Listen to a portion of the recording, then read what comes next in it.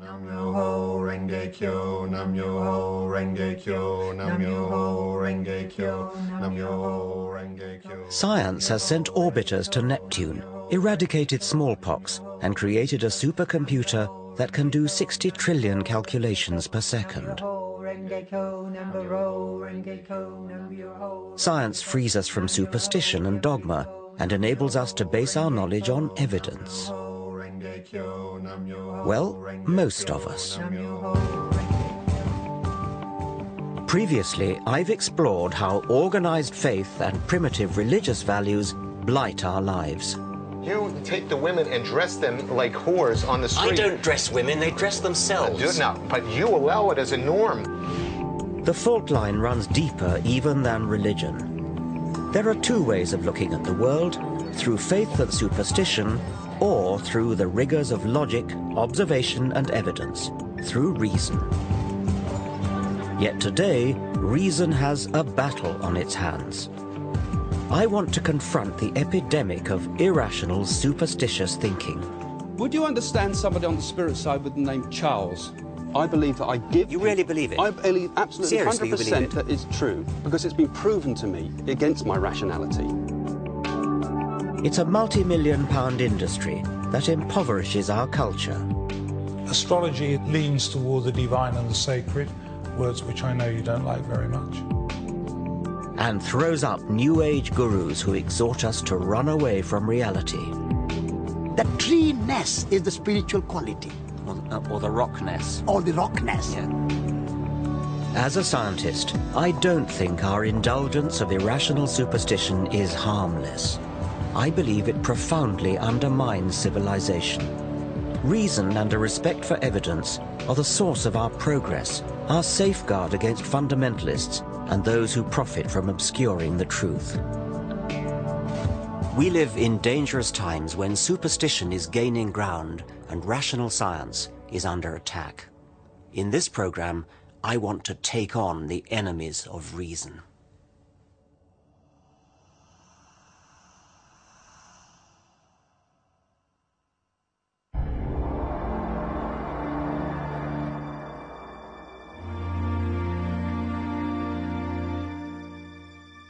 "300 years ago, in the Age of Enlightenment, scientists and philosophers from Galileo to David Hume had the courage to stand up for intellectual principles and reason. The rational science they pioneered has given us tangible benefits. Everything from antibiotics to electricity, sewage systems to sat-nav. And it's not just material progress. Increased life expectancy, health and leisure provided by modern medicine and industrial technology have given more people more time than ever before to educate themselves, express their creativity, and ponder existence. And yet, into this better world that reason has built, primitive darkness is coming back, a disturbing pick and mix of superstitions. Where better to start my journey than a New Age fair? Hello, what do you do? What sort of readings do you do? All kinds. I do the tarot, Yeah. and then I also do the crystal ball. This is George. Hello. What can you do for me? All right, well, we can take it over a photograph. All right, I'd like that, yes. What do I do? Just sit on the throne there? Take a seat, please. Shall I take my glasses off? What have you got here? Right, now, you have got a couple of spirit guides around you at the moment, because I think there's something in your life changing, but I think this is about you as well, being more comfortable with yourself. Now, what you have here is you have somebody in spirit who's really, really close to you, and they've got their arms around your neck. Well, that's very nice to know.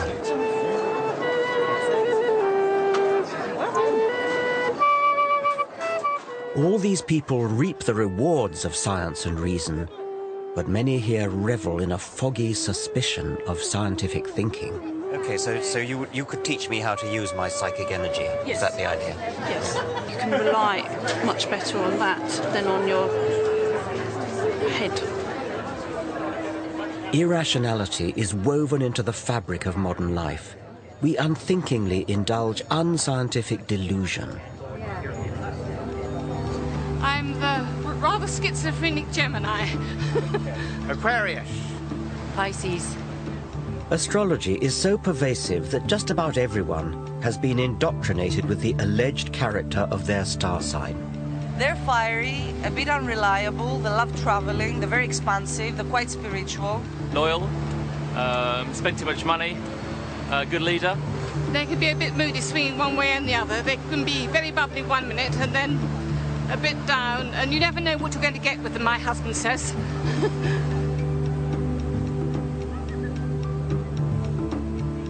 A full quarter of the British population claim to believe in astrology. That's more than believe in any one of the gods touted by religions. Day in, day out, astrological horoscopes get far more newspaper column inches than science. Amusingly, it falls foul of our modern taboo against lazy stereotyping. How would we react if a newspaper published a daily column that read something like this? Germans, it is in your nature to be hard-working and methodical, which should serve you well at work today. In your personal relationships, especially this evening, you will need to curb your natural tendency to obey orders. Chinese, inscrutability has many advantages, but it may be your undoing today. British, your stiff upper lip may serve you well in business dealings, but try to relax and let yourself go in your social life. And so on through 12 national stereotypes. Of course, the astrology columns are not as offensive as that, but we should ask ourselves exactly where the difference lies. Both are guilty of facile discrimination, dividing humanity up into exclusive groups based on no evidence. So now I want to find out how those who trade in such irrational nonsense can possibly justify what they do. This is a map of the cosmos with London in the very centre.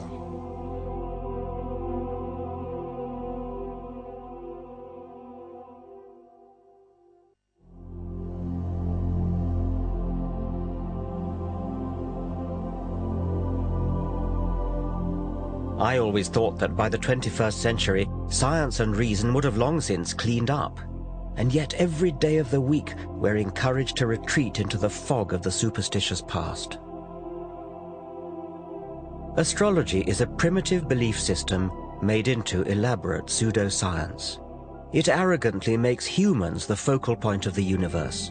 The movement of planets is supposed to signify petty developments in our career or love life. It was developed in the 2nd century AD by the philosopher Claudius Ptolemy and has not moved on since, despite the discovery of new planets and despite a shift in the Earth's rotational axis that has thrown Ptolemy's zodiac out by 23 degrees. You could ask a question. You could say, who has stolen my money? It never made sense when it was first invented, and it makes even less sense now. Reel it off as though you mean they get it right. Do you think there's an actual physical influence of the planets that somehow beams down and influences us, people? I think it's very hard to see that. I think if you try to understand astrology as a causal agent, right, I think that's hard to imagine how that would happen. I think you have to look at the planets as signifiers. When you look at the movement of Saturn around the zodiac, it's a very strong signifier of what's going on in individual lives. I don't even understand how they could possibly be signifiers. I mean, how could the rise of Saturn possibly be a signifier for something that's going on physiologically in a person's body? The position of planets in the signs of the zodiac. This is what you keep coming back to ask me. How could it possibly work? Yes. And I've told you, I don't know. It's a deep, dark mystery. What isn't a deep, dark mystery is why the trite vagaries of newspaper horoscopes seem to chime with readers. Psychologists have identified what's known as the Barnum effect, whereby people tend to believe statements are accurate for them personally, when in fact they're general enough to apply to anyone. We could devise a little experiment where we take your forecasts and then give some of them straight, give some of them randomized, sometimes give Virgo, the Pisces forecast, etc., and then ask people how accurate they were. Yes, that would be a perverse thing to do, wouldn't it? It would be, yes, but I mean, wouldn't that be a good test? A test of what? Well, how accurate you are. I think that your intention there is mischief, and I think what you'd then get back was mischief. Okay, well, my intention would not be mischief. My intention would be experimental test. Okay. Scientific test. Well, but even if it was mischief, how could that possibly influence it?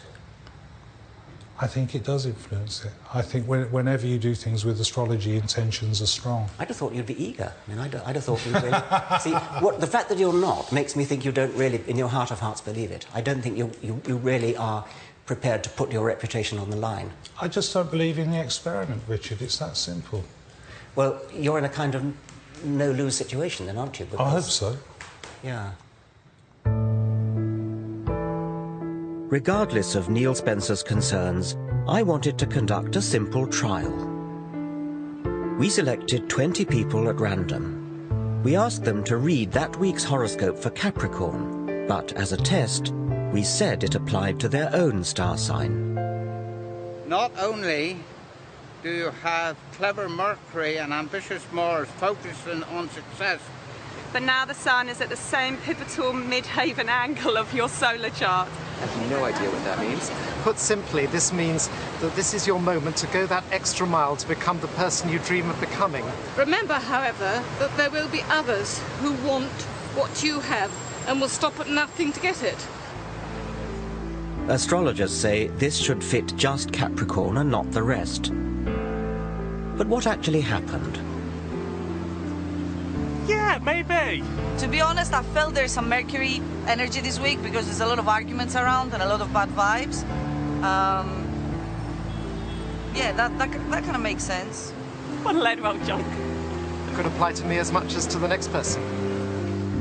Yeah, well, in a way, yeah. I am. I'm going on a flamenco course in Spain. That isn't necessarily pertaining to me this week. It's pertaining to me generally. Pile of rubbish. The same number of people agreed that the horoscope was accurate for them as disagreed, and similar results are found with proper large-scale experiments. Technically, all but one of our group should have disagreed, namely our only Capricorn. Does it apply to you? Not at this moment, no.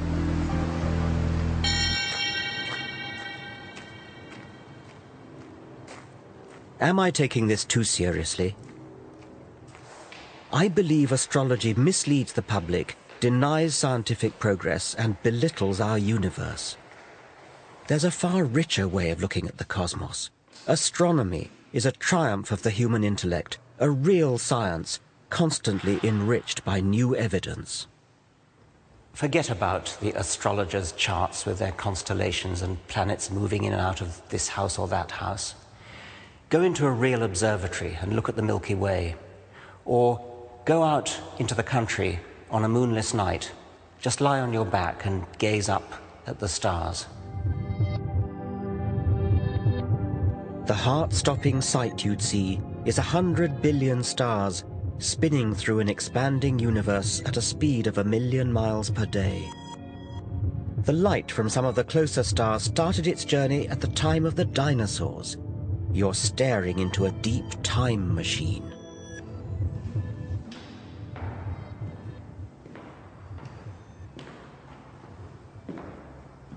And yet, even as science unravels these natural wonders, our society is drawn to the slim pickings of supernatural belief. Half the British population now say they believe in paranormal phenomena. Over 8 million of us have owned up to consulting psychic mediums. What I want you to do, Richard, for me is just to pull me out 8 of them, please. Simon Goodfellow claims that, with these cards, he can use his psychic powers to tune in to the spirits of dead people around me. 7, 8. These voices from the past can apparently give him a glimpse of my future. Lovely, Richard, thank you. Now, I feel he's giving me the initial G with his name. OK, now I feel with this man as well, I feel he was a family member. And I also feel very strongly with something to do with advertising that was in, something to do with newspapers with him as well. Now, I do feel with him as well, he's telling me about changes that are coming up in your life at the moment. I see total changes in how you're working to how you will be working in the future. The word Simon seems to be fishing for is retirement, the obvious next step for most 60-somethings. It won't be as hectic and it won't be as active for you, and I do feel you have to grasp that when it... This could apply to anyone my age, but can Simon back up his more precise statements? What was that male relative with a G? What was that about you said earlier on? Right, the male relative with a G, right. I do feel with him, I don't feel he was a family member, but I do feel with him, right, it was some connection. I thought you said he was a family member, Did I say that? Did I with a family member? Yeah, I think you did. Right, OK. Maybe. Let me see if I can feel him here still. Yes, OK. Right, OK then. What I feel with him, right, I feel as though there was a lot of things. It was a very strong character. Another feeling he's given me is it was very regimented as well, and I feel he served in the forces in some way as well. But can you understand anybody with a military background that was connected to you? Well, I've got really nobody military in my background at all, and actually nobody beginning with G either. I don't Right, think. OK. Spirit G has rung no bells, but now another voice comes from the ether. Oh, well, she's given me the initial E with the name. Now, I do feel with her as well, it's something to do with, I feel, a grandparent, and I want to give you an E-sounding name. My grandmother had a name beginning with E. At last, something I can identify with. E-sounding name. Yes. Tell me more about her. I mean, The lady, I do feel with her as well, she had a lot of cats. a lot of... Cats. It's cats. Perhaps not. She never had a cat. She hated cats, as a matter of fact. Right. She liked dogs, but she hated cats. Well, I can understand. Not everybody, though. What you've got to also remember with this as well, not everybody can relate to everything that a reader will say. No. Not everybody. I mean, I've had people like yourself who have... Extraordinary claims require extraordinary evidence. Because normally people who come to these events come for a reason, and because they want closure and direction in their life. And also what you've got to think about, Richard, as well, some things are very raw to me. Psychics may believe they communicate with the dead, but I've seen no evidence for it. My concern is that for some people, this superstitious nonsense can be far from harmless fun. If you've lost somebody dear to you, and I'm trampling all over those memories by telling you that they're here now saying this and that. I mean, that's none of my business, and if I'm just doing it because I can earn some money out of it, I've known cases of people that have lost somebody, lost a child that's so dear to them, and they cannot get over the fact they've lost the child, and become addicted to these... OK, this is a lady who is trying to connect with somebody at the front here. Darren Brown is a celebrated illusionist, but also a skeptic. He makes clear his performances depend simply on mental tricks.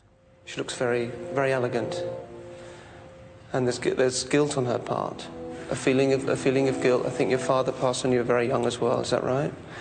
He gives me the inside intelligence on how a psychic medium might exploit entirely earthly trade secrets.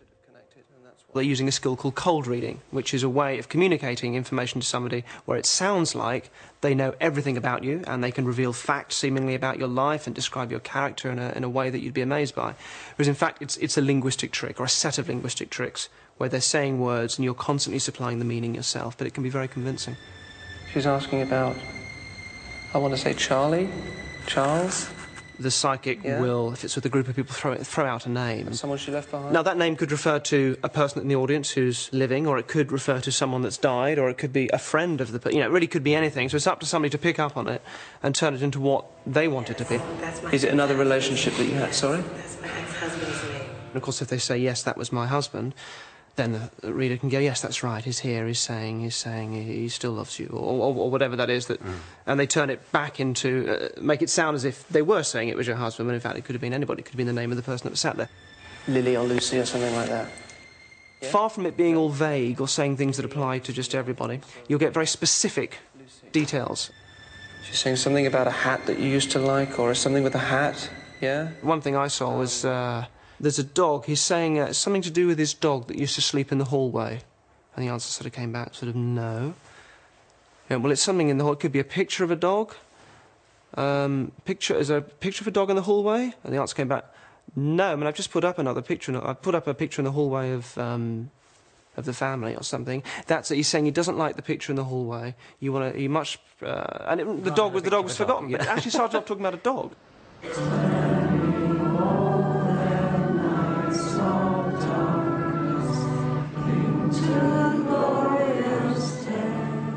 There's a network of over 500 spiritualist churches across Britain. Here, Tuesday night is séance night.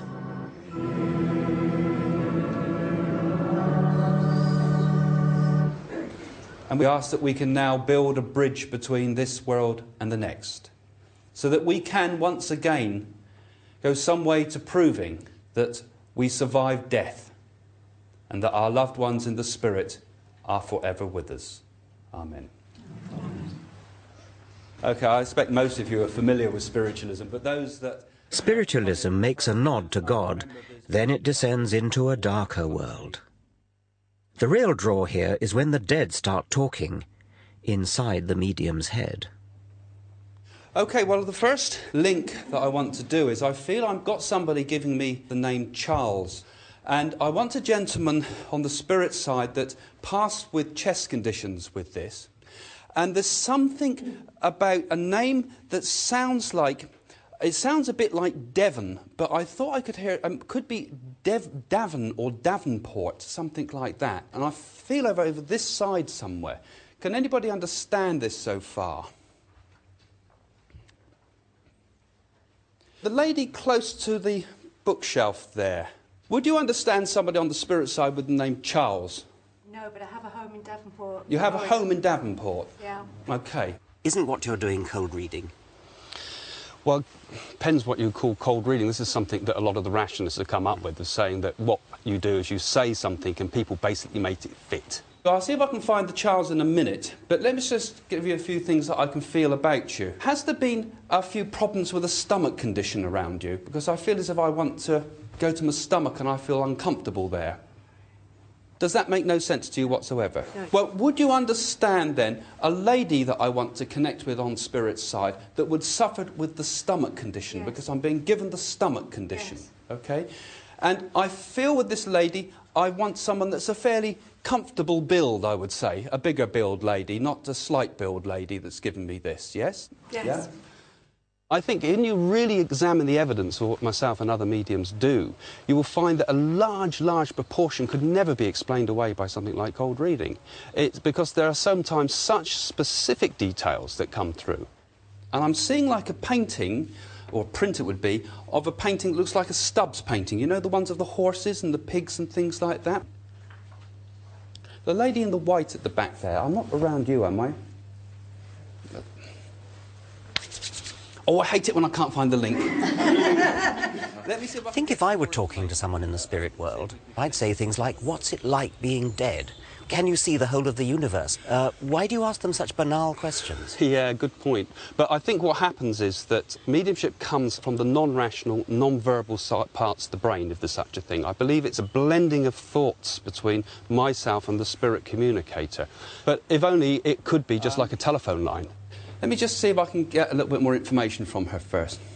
If you've convinced a person that that's their grandmother to the point that they're actually crying, I mean, surely those tears enough are perhaps proof that they've had proof that that really is their grandmother that's making the communication. It could indicate just desperate wishful thinking, perhaps. Now, don't feel I'm with a Stephen Bennett, but I've got those things I want to bring together somehow with particularly a car crash. My friend Ben died in a car crash and his best friend was called Steve. Your friend Ben Parson, but it's not Bennett, as I said, but it was Ben. Let me see if I can describe Ben to see if we can... Beyond whether it's true or false, what concerns me as well is the exploitation of often vulnerable people. Can I say, when you were buying the new shoes, had he been on your mind at that time? He's on my mind all the time, really. Yeah, but, because it's as if I was particularly felt him around me at that particular time. That's why I feel I've got the connection with that. And, you know, his message is really, in a way, sorry. Because he can't... Do you feel it might actually be damaging to some people, stopping them from letting go after they've lost somebody that they love very much? It's a good point, but a lot of people bring up that. But I believe that it does help people to progress and move forward. He gives me the feeling that... But do people move forward, or do they get addicted to a spiritual hit? Most of this congregation are regulars. Craig Hamilton Parker's grasp here seems impressive, until it transpires that he's already read this bereaved girl before. He actually had a tyre on the left hand side of his car changed before the accident, and the police thought that it was something to do with that. And I had a message from you before saying it was something to do with the tyre. I've given you a message about him before? Okie dokie, I can't remember that. But anyway, I want to sort of feel his... I believe what I do is absolutely true. I believe that I give... You really believe it? I believe absolutely Seriously, 100% you believe it? that it's true, because it's been proven to me against what I believe is against my rationality. But it's been shown to me so many, many times that life continues. And personal proof that I've had that has given me proof of my father pass of continuation of spirit. I mean, incredible things that are so very personal and subjective, they're hard to argue a case for. But for me, it's been life transforming. And I believe, as I was helped, I can help others.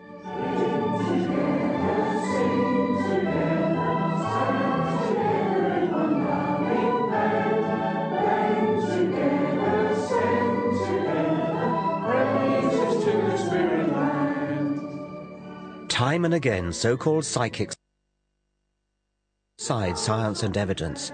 I have personal proof it's true to me.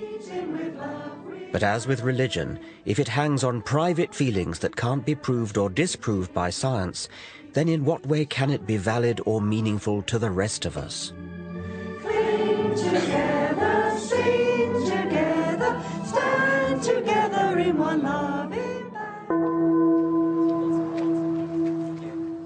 Next, I want to find out what happens when those who claim mysterious powers do allow themselves to be tested. No, I think it's 4. So shall we see how well you've done?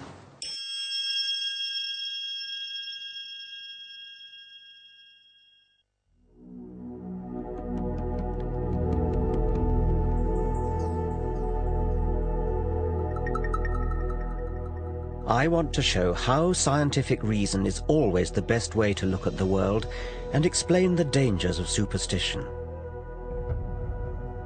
I'm often asked how I know that there isn't a spirit world or psychic clairvoyance.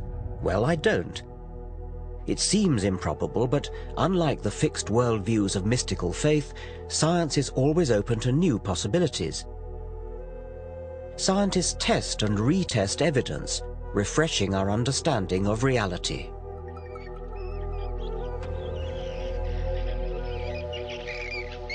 Until quite recently, scientists didn't know how bats fly around in total darkness.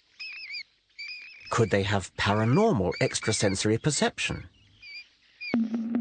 In the 1940s, the American zoologist Donald Griffin demonstrated experimentally that bats use sonar, echolocation of their cries.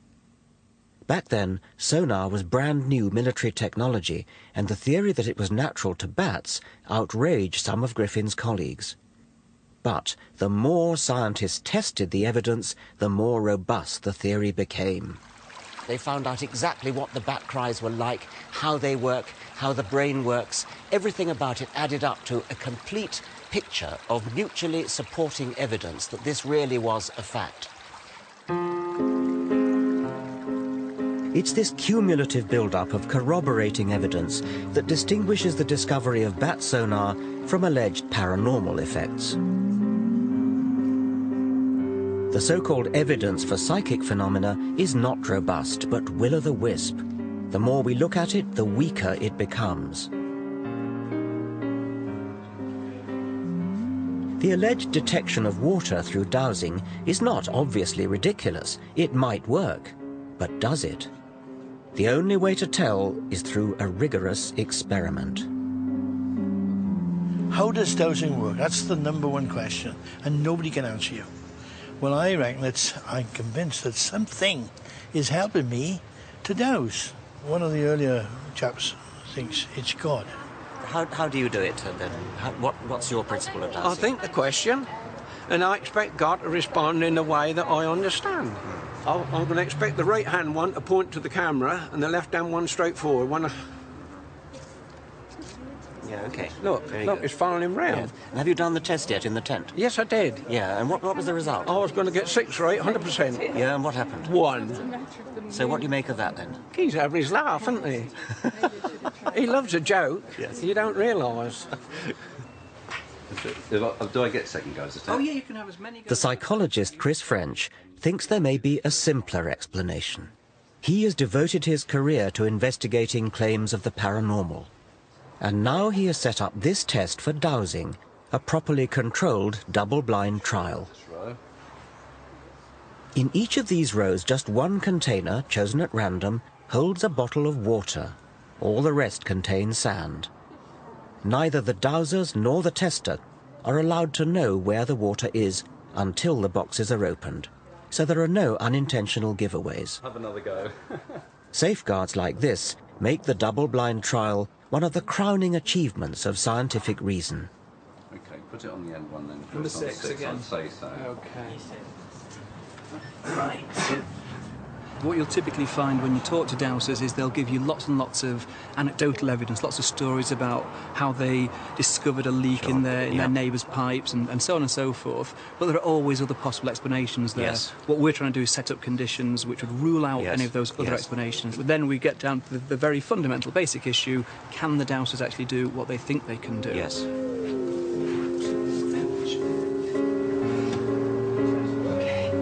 I think it's 4.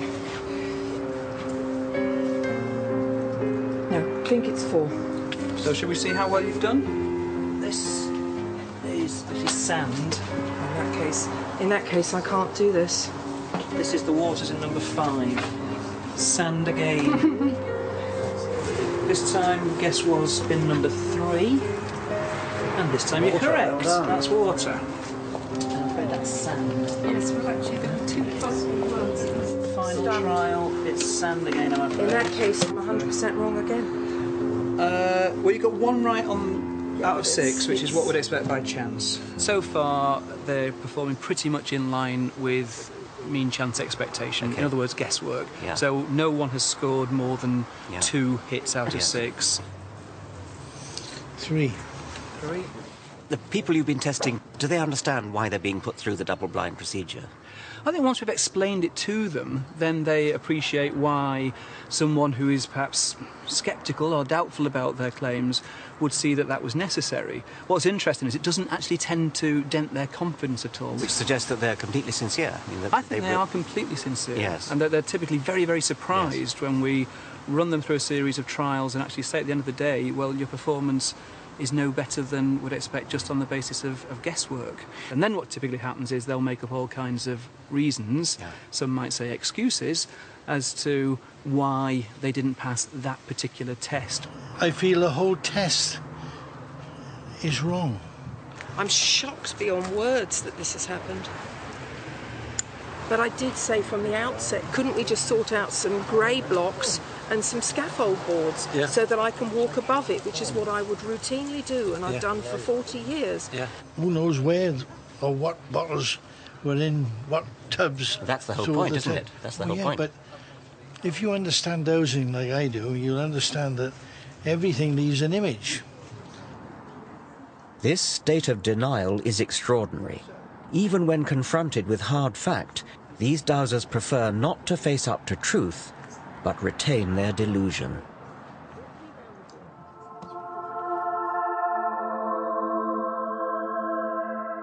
Rather than adapt to evidence, many of us, it seems, remain trapped in ways of thinking inherited from our primitive ancestors.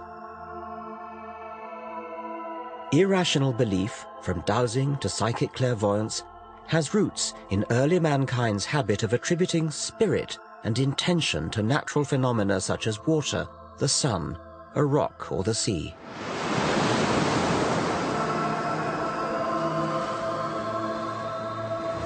The sea has often been thought to be a malevolent force actively out to get you. In 480 BC, King Xerxes of the Persians built a pontoon bridge across the Hellespont, and a rough sea came and wrecked it. And King Xerxes was so furious that he sentenced the sea to 300 lashes. I wonder whether there's something of King Xerxes in all of us to this day. We don't want to believe that things just happen. We want to believe that there's some kind of deliberate intention behind everything, even where inanimate objects are concerned. And perhaps that is the key to humanity's belief in the supernatural.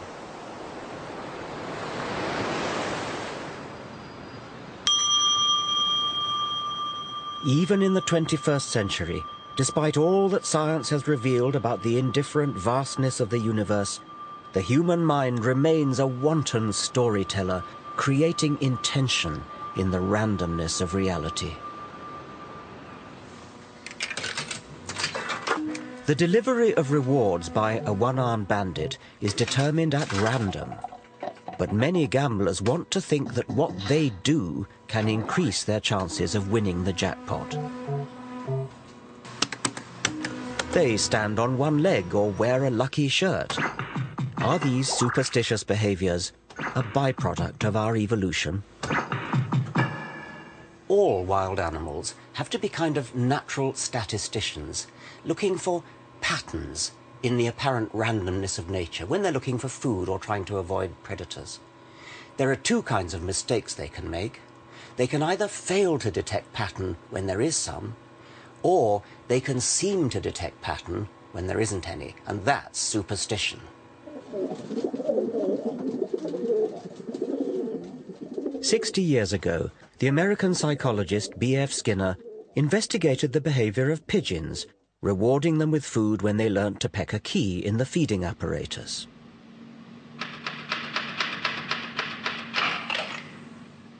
But then Skinner set the apparatus to reward the birds at random. Now the pigeons just had to sit back and wait. But that isn't what they did. Instead, the majority developed what Skinner called superstitious behavior. When an individual pigeon, for example, happened to look over its left shoulder, and the reward mechanism just happened to click in at that point, it would have got the idea that it was looking over the left shoulder that had got it the reward, so it tried it again. By sheer luck, as it happened, the reward mechanism delivered food at the same time again. And so the pigeon was reinforced in its idea that looking over the left shoulder was what got it the reward. And it went on and turned into a maniac for looking over the left shoulder. Humans can be no better than pigeons. We constantly create false positives. We touch wood for luck, see faces in toasted cheese, fortunes in tea leaves. These provide a comforting illusion of meaning. This is the human condition. We desperately want to feel there's an organizing force at work in our bewilderingly complex world. And in the irrational mindset, if you believe in the mystical pattern you've imposed on reality, you call yourself spiritual.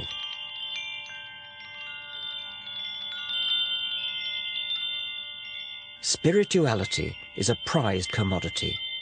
The media tell us to respect spiritual souls and their apparently deep insights.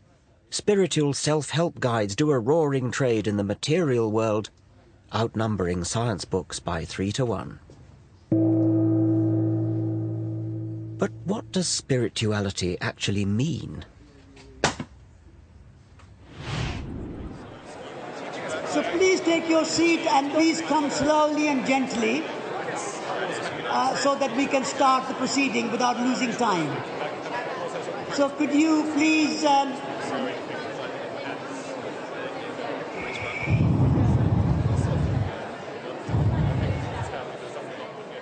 Satish Kumar is the editor of Resurgence, an ecological magazine at the sandal-wearing end of the Green Movement, and he counts amongst his many fans Prince Charles and the Dalai Lama.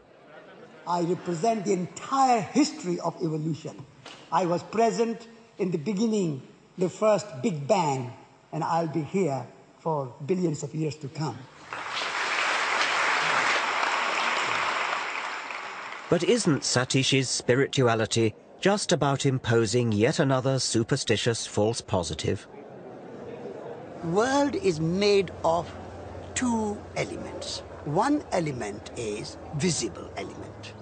The other aspect of creation is invisible dimension, things we cannot see. So what is that element which is invisible? I call it spiritual. When you go in a room, you say there is a good feeling here. There's a spirit of the room. Well, now you've changed to something rather different. The spirit is a very big and very holistic and very inclusive word. It is not defined in a one particular way. So when you go in a room, you can say the tree has a spirit. A rock has a spirit. It's a living rock for me. Nature without spirit cannot exist. Like a tree cannot exist without the sunlight, it cannot exist without rain, it cannot exist without soil. Also, it cannot exist without the tree-ness. The tree-ness is the spiritual quality. Or the rockness. Or the rockness. When you talk about the rockness or the quality of a rock, I can see as a scientist a rock has hardness and things like that, but I think that's not quite what you mean.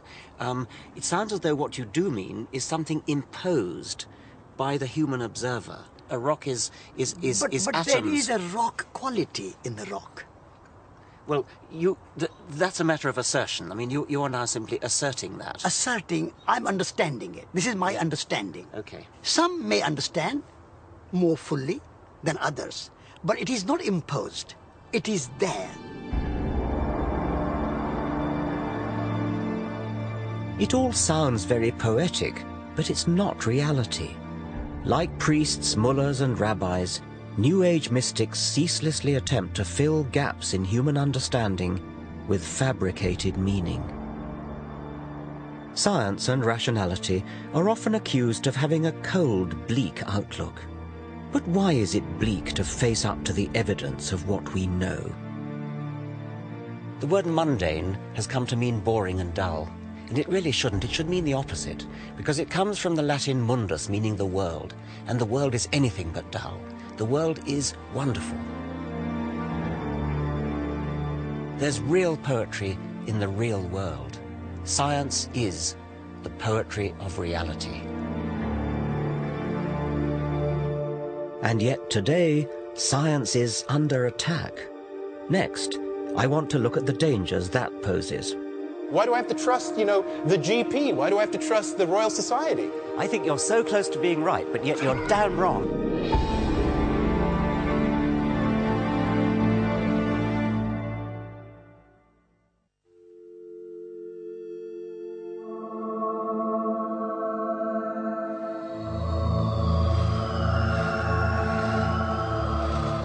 In the last 50 years, science has put a man on the moon, cloned a sheep, decoded the human genome.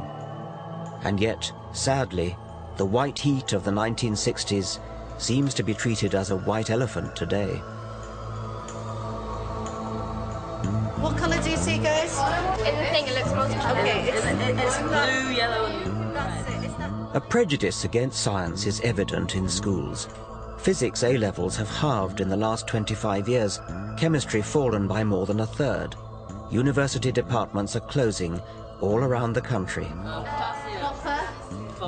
last but not least... This is a betrayal of the Enlightenment. The fundamental problem, I think, lies with the fashion throughout our educational system to teach students to value private feeling more highly than evidence-based reason.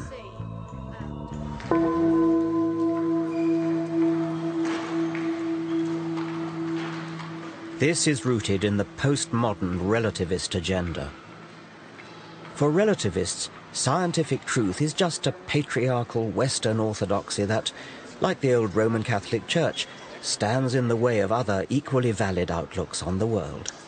With things like the paranormal, the drive for alternative medicine, all these kinds of movements away from the orthodoxy in science, I see it a lot as like the Protestant Reformation was vis-a-vis Roman Catholicism. Internet, in a way, is kind of functioning as a kind of information source, very much like the printing press did in the 15th century and 16th century, that is in a sense empowering people to sort of look up stuff for themselves in terms of different kinds of treatments and things like that, and in a way not trusting the experts anymore. Saying, well, look, why do I have to trust, the GP? Why do I have to trust the Royal Society? I think you're so close to being right, but yet you're damn wrong. You're absolutely wrong. I would like to take that ball and run with it in a different direction. Yes, we want to question authority. We don't want to say, because this person is the president of the Royal Society, therefore what he says is right. We've got to go back to the evidence and find out what is actually true. The problem is, of course, people may look at the same evidence and then reach a somewhat different conclusion from what the head of the Royal Society reached. And so they will say, well, look, you know, I looked at the evidence too, and I'm not persuaded by this. That's where you start getting a kind of an opening up of science.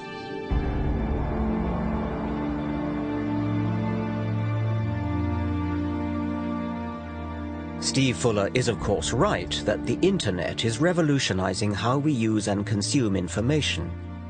But the impersonal algorithms of internet search engines do not weed out robust evidence from unsourced, uncorroborated assertion. Wikipedia World presents both great opportunity and huge danger. Paranoid conspiracy theories circulate unchallenged. Sometimes they're relatively harmless, like the rumor that NASA faked the moon landings, which is a bit of a joke because the evidence for going to the moon is so strong. But how about the malicious and utterly unfounded rumor that 4,000 Jews were tipped off by Israeli agents not to go to work in the World Trade Center on 9/11? It's one of the nasty lies circulating as truth in the blog community of racists and religious fundamentalists. Now such people can find each other anywhere in the world instantly, whipping up scares and reinforcing their paranoia and delusions. As evidence is devalued, even medical progress has become a target. Her lungs had gone into spasms, she was vomiting. Hundreds of families blame the MMR vaccines for autism, brain damage and meningitis. When one report, now widely discredited, wrongly linked MMR vaccine with autism, an innuendo circulated that the establishment was conspiring to risk our children's health. It led to hundreds of thousands of parents failing to protect their offspring from the threat of measles, a serious disease that, in Afghanistan, kills 35,000 people a year. This is the world of private hunches and no respect for evidence. Reason has built the modern world. It is a precious but also a fragile thing, which can be corroded by apparently harmless irrationality. We must favor verifiable evidence over private feeling. Otherwise, we leave ourselves vulnerable to those who would obscure the truth.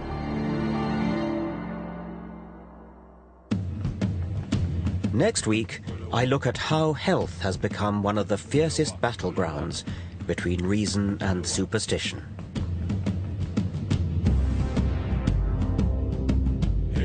Starting next on E4, a telling word association test for the Big Brother housemates. And More 4 is getting to the heart of Britain's childhood obesity problem in Supersized Kids. Film 4 is showing Pitch Black, the cult sci-fi movie that shot Vin Diesel to fame. Here on 4, how far have 3 children who came to Britain 2 years ago embraced their new home?